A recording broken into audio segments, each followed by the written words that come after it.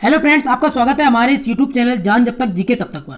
दोस्तों, मैं हिमांशु आज आपके लिए लेकर आया हूं महात्मा गांधी जी से जुड़े सभी आंदोलन। जी हाँ दोस्तों, सभी आंदोलनों को आप कैसे ट्रिक्स में याद कर सकते हो। और दोस्तों, ये आंदोलन मोस्ट ऑफ इम्पोर्टेंट है आपके एग्जाम के पॉइंट ऑफ व्यू से। दोस्तों, आप किसी भी एग्जाम की तैयारी कर रहे हो, गांधी जी से रिलेटेड एक दो प्रश्न जरूर ही आते हैं। तो दोस्तों, इसी को ध्यान में रखते हुए हम आज आपके लिए यह वीडियो लेकर आए। चलिए दोस्तों, इसी के साथ शुरू कर लेते हैं। दोस्तों, गांधी जी, दोस्तों इसमें सारी ट्रिक्स बताई गई हैं। आपको ये नहीं है कि ये आपको दोबारा से भी याद करनी पड़े, आपको एक ही बार में याद हो जाएंगी बस। ठीक है दोस्तों, इसी के साथ आज के इस वीडियो को शुरू करते हैं। शुरू करने से पहले दोस्तों, हमारी आपसे रिक्वेस्ट है कि अगर आपने चैनल पर नए हैं तो चैनल को सब्सक्राइब कर लें, साथ में बेल आइकन को प्रेस कर लें, जिससे आपको हमारी नई वीडियोज़ की नोटिफिकेशन मिले सबसे पहले। तो चलिए दोस्तों, हम शुरू करते हैं। दोस्तों, आज का हमारा बात करते हैं कि गांधी जी अफ्रीका आखिर कब गए। तो दोस्तों, गांधी जी अफ्रीका गए थे सन 1893 में। दोस्तों, सन 1893 में क्यों गए? तो दोस्तों, ये गए थे वहां पर एक वकालत करने के लिए। वकालत किसकी थी? वकालत थी एक गुजराती व्यापारी थे, दादा अब्दुल्ला। तो उनका मुकदमा लड़ने के लिए यह अफ्रीका गए थे। अफ्रीका में ये दरबन जगह गई थी। कहाँ दोस्तों? दरबन जगह दक्षिण अफ्रीका में गए थे। अब दोस्तों, याद करने की ट्रिक है दोस्तों इसकी, ये आपका है 93। अब बात करते हैं कि गांधी जी अफ्रीका गए। तो दोस्तों, आपने देखा होगा कि जो इंडिया का मैप है, इस इंडिया के मैप में आपका अफ्रीका इधर है। तो दोस्तों, अफ्रीका हम जाएंगे तो किससे जाएंगे? समुद्र के रास्ते से। समुद्र के रास्ते से गए तो गांधी जी कैसे गए दोस्तों? गांधी जी गए तैर के गए। अगर तैर के गए तो दोस्तों, तैर मतलब तैर, और इधर है ये 93 हिंदी का। तो दोस्तों, हम इसी से याद कर लेंगे कि गांधी जी अफ्रीका कैसे गए? तैर के गए। तैर के का मतलब है 1893 में गए। ठीक है दोस्तों, हमारा अगला पॉइंट है दोस्तों, गांधी जी का पहला सत्याग्रह। दोस्तों, बात करते हैं गांधी जी के पहला सत्याग्रह। सत्याग्रह का मतलब दोस्तों कि एक लड़ाई, एक सत्याग्रह। दोस्तों, बात यह है कि सत्याग्रह जो शब्द है, इसका भी प्रयोग सर्वप्रथम 1906 में हुआ। 1906 में दोस्तों, कब? सन 11 सितंबर 1906 में। ठीक है दोस्तों, 11 सितंबर 1906 में। और दोस्तों, जब बात करते हैं कि जो सत्याग्रह का शुरू किया जाता है, तो वो किया जाता है दोस्तों आपका एक अच्छे काम के लिए। तो दोस्तों, हम इसको कह सकते हैं कि ये गांधी जी का पहला अच्छा सत्याग्रह था। कैसा? अच्छा। और अच्छे से हम 1906, तो छः मतलब दोस्तों आपने देखा होगा कि जो गुजराती होती है उसमें 6 का मतलब होता है अच्छा। ठीक है दोस्तों, तो ये भी अच्छा। और दोस्तों, गांधी जी का जो पहला सत्याग्रह था वो कैसा हुआ? अच्छा हुआ। तो दोस्तों, इसी से हम याद कर लेंगे कि गांधी जी का जो पहला सत्याग्रह है वो कब हुआ? 1906 में। या फिर गांधी जी ने जो सत्याग्रह शब्द का प्रयोग किया वो कब किया? 1906 में। ठीक है दोस्तों, हमारा अगला प्रश्न है, गांधी जी भारत कब लौटे? कहाँ से? दक्षिण अफ्रीका से। कब लौटे दोस्तों? सन 1915 में। अब बात करते हैं दोस्तों कि गांधी जी जब अफ्रीका गए थे तब तैर के गए, और जब आए तो दोस्तों कैसे आए? तो आइए पैदल आए। कैसे आए दोस्तों? पैदल। तो पैदल, और यहाँ कितना है? 15। तो दोस्तों, हम यहीं से रिलेट कर लेंगे कि गांधी जी दक्षिण अफ्रीका से जब भारत लौटे तो वो कैसे लौटे? वो लौटे दोस्तों पैदल लौटे। जब पैदल लौटे तो कब लौटे? 1915 में। तो हम इस तरीके से इसको याद कर लेंगे कि गांधी जी भारत 1915 में पैदल लौटे। ठीक है दोस्तों, अब दोस्तों हमारा अगला जो प्रश्न है, अगला जो पॉइंट है वो दोस्तों हमारा ये है कि कैसर हिंद की उपाधि। गांधी जी को दोस्तों कैसर हिंद की उपाधि कब मिली? तो दोस्तों वो मिली 1915 में।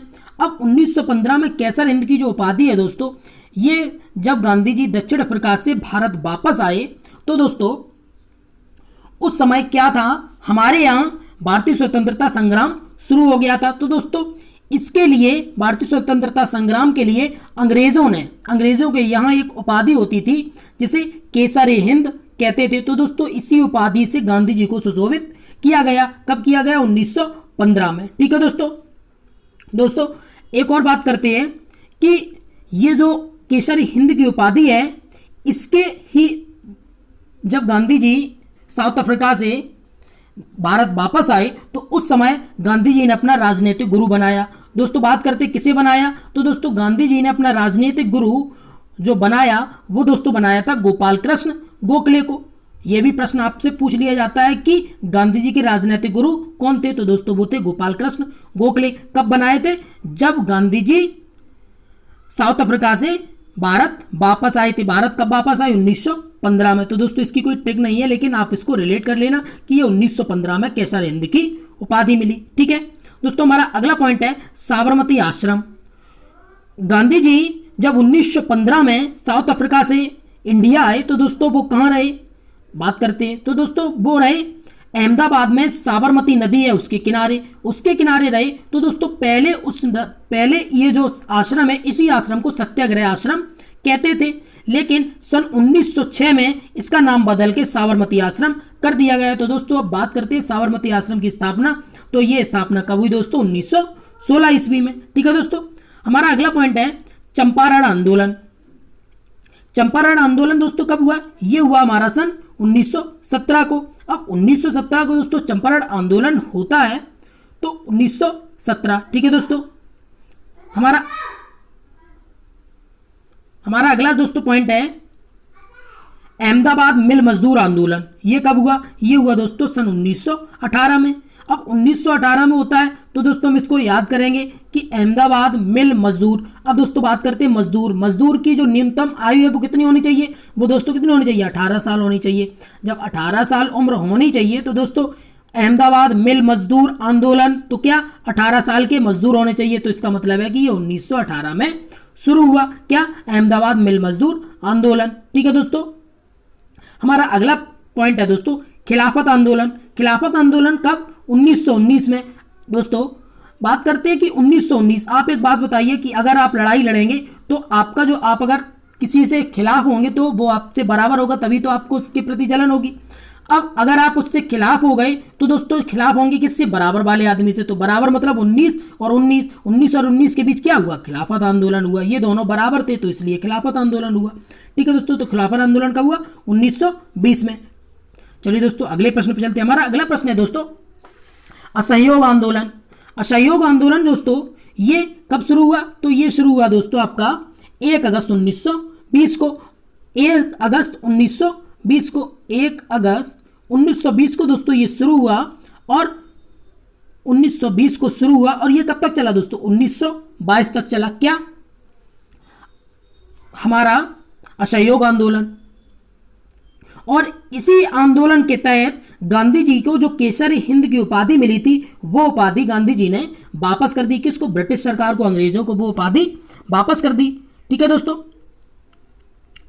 तो दोस्तों असहयोग का मतलब है कि बराबर नहीं है। अब आप एक बात बताइए, कहां 19 और 20 आपस में बराबर है? जी बिल्कुल नहीं है। जब 19-20 आपस में बराबर नहीं है तो दोस्तों इनमें कोई सहयोग होगा नहीं। जब सहयोग नहीं होगा तो ये एक दूसरे के विरोध में रहेंगे। तो दोस्तों यही है असहयोग आंदोलन 1920 की ट्रिक। ठीक है दोस्तों, हमारा अगला पॉइंट है कांग्रेस की अध्यक्षता। दोस्तों गांधी जी ने कांग्रेस की अध्यक्षता कब की? तो यह की सन 1924 में।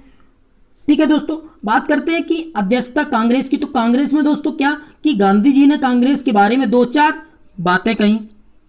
क्या कहा? 2-4 बातें कही। तो 2-4 से हम 2-4 बातों से रिलेट कर लेंगे कि गांधी जी को ने अध्यक्षता कांग्रेस की कब मिली? तो 1924 में, क्योंकि 2-4 बातें कही थी। तो 2-4 से हम कांग्रेस की अध्यक्षता को याद कर लेंगे। ठीक है दोस्तों, हमारा अगला पॉइंट है दांडी मार्च, जिसे हम दोस्तों नमक कानून के नाम से भी जानते हैं। तो नमक कानून हमारा ये कब हुआ? तो दोस्तों ये 1930 में हुआ। क्या? नमक कानून।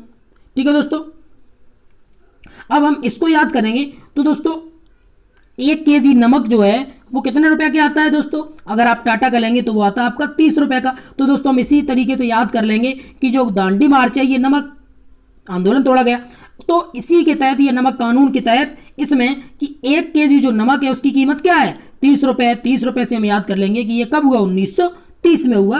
क्या? हमारा नमक कानून आंदोलन। ठीक है दोस्तों, हमारा अगला पॉइंट है सवर्ण अवज्ञा आंदोलन। तो दोस्तों हम इसी से रिलेट करेंगे कि जब नमक कानून तोड़ा गया 1930 में, तो दोस्तों इसी के साथ शुरू होता है हमारा क्या? सवर्ण अवज्ञा आंदोलन। ये भी दोस्तों जब ये 30 में है, 1 केजी नमक जब 30 में आता है तो दोस्तों ये इसी के बराबर है। अब जब इसके बराबर है तो जाहिर सी बात है कि ये भी 30 का है। तो दोस्तों ये भी 1930 है, इसका सवर्ण अवज्ञा आंदोलन। ठीक है दोस्तों, हमारा अगला पॉइंट है गांधी इरविन समझौता।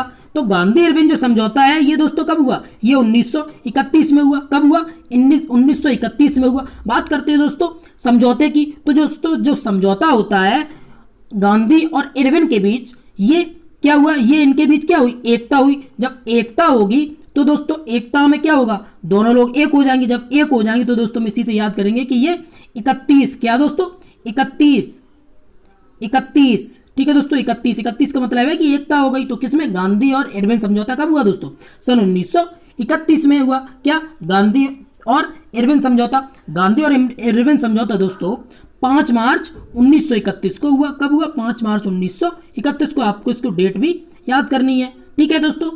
31 से आप याद रखेंगे कि एकता होती है किसमें, गांधी और इरविन में। इरविन कौन थे, ये वायसराय थे, ठीक है दोस्तों।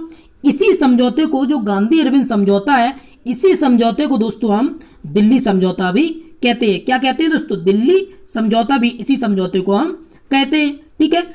चलिए दोस्तों अगले पॉइंट पे चलते हैं। हमारा अगला पॉइंट है दोस्तों द्वितीय गोलमेज सम्मेलन। ये कब हुआ, तो दोस्तों ये भी हमारा 1931 को हुआ। क्या, गोलमेज सम्मेलन 7 सितंबर 1931 को हुआ।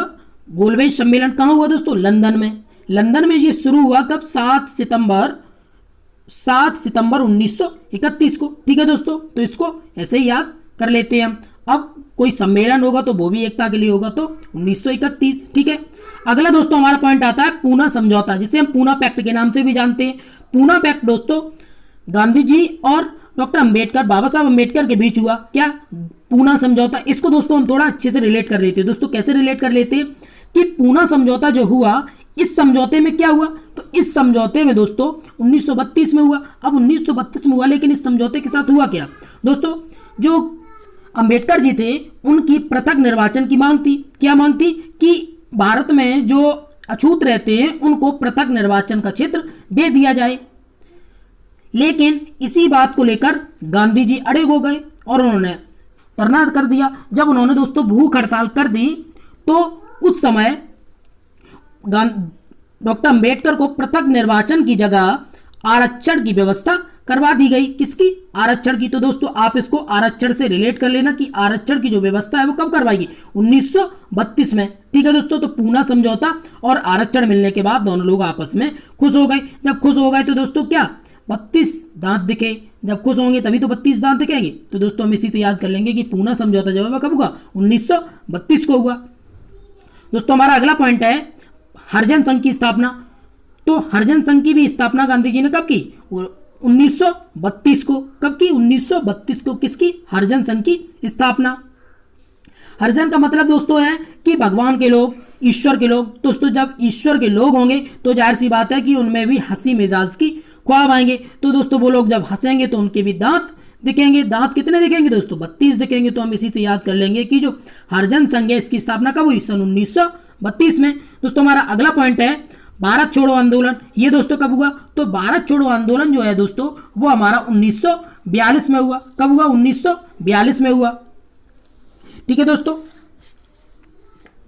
दोस्तों जो भारत छोड़ो आंदोलन हुआ, इस आंदोलन में क्या था कि ये कब हुआ दोस्तों ये भी याद कर लेते हैं कि 9 अगस्त को। क्या, 9 अगस्त 1942 से हम इसको याद करते हैं कि क्या, भारत छोड़ो आंदोलन हुआ 1942 को। और दोस्तों इसी आंदोलन में गांधी जी को गिरफ्तार करने के बाद कहां रखा गया, आगा खां पैलेस में रखा गया। कहां, आगा खां पैलेस में रखा गया। और आगा खां पैलेस में जब रखा गया और आगा खां पैलेस में उन्हें रख के दोस्तों उनको नजरबंद कर दिया गया। क्या कर दिया गया, नजरबंद कर दिया गया। और इसी आंदोलन के प्रति ब्रिटिश सरकार की दमनात्मक नीति के विरुद्ध गांधी जी ने आगा खां पैलेस में ही 10 फरवरी 1943, कब, 10 फरवरी 1943 को 21 दिन के उपवास की घोषणा कर दी। क्योंकि जब नजर बंद कर दोगे तो उन्होंने क्या किया, 21 दिन उपवास की घोषणा कर दी। और घोषणा कर दी तो दोस्तों गांधी जी का जो था स्वास्थ्य वो हो गया खराब। और स्वास्थ्य खराब होने के कारण ब्रिटिश सरकार ने दोस्तों 6 मई 1944, कब, 6 मई 1944 को गांधी जी को जेल से रिहा कर दिया। ठीक है दोस्तों, तो इसी के साथ दोस्तों आज का हमारा ये टॉपिक खत्म होता है। दोस्तों आपको हमारी वीडियो कैसी लगी हमें कमेंट सेक्शन में जरूर बताएं। दोस्तों अगर आप वीडियो पसंद आई तो वीडियो को लाइक कर दें, चैनल को सब्सक्राइब नहीं किया है तो सब्सक्राइब कर दें। बहुत जल्दी मिलते हैं नेक्स्ट वीडियो में इसी तरीके के वीडियोज लेकर। ठीक है दोस्तों, नमस्कार।